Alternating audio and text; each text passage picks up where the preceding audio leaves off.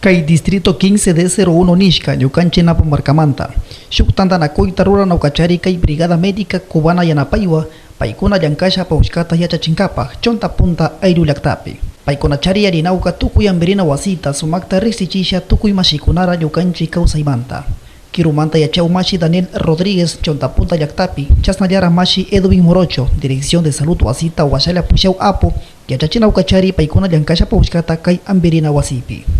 Primero que todo, la experiencia de trabajar dentro de las comunidades ha sido muy gratificante, ya que por medio del contacto con la misma población nosotros hemos podido palpar la realidad del día a día de cada uno de nuestros integrantes de las comunidades.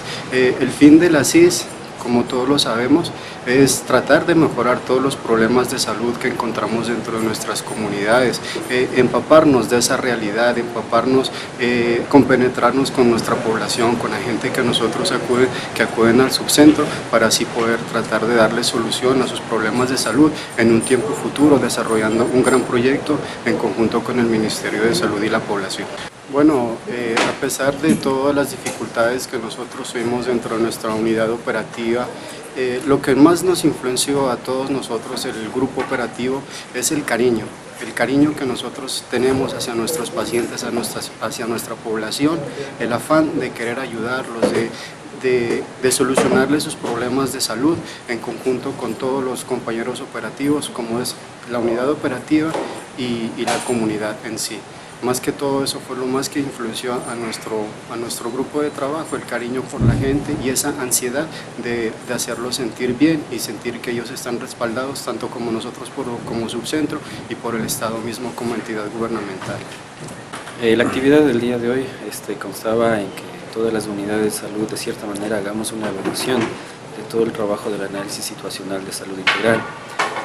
Con el fin de que todas las unidades empecemos a estandarizar nuestro trabajo, de ver todas las dificultades que hemos tenido en territorio, con el fin de que a futuro las futuras comunidades que se vayan a intervenir lo hagamos de una manera integral y mucho mejor y de calidad de este trabajo.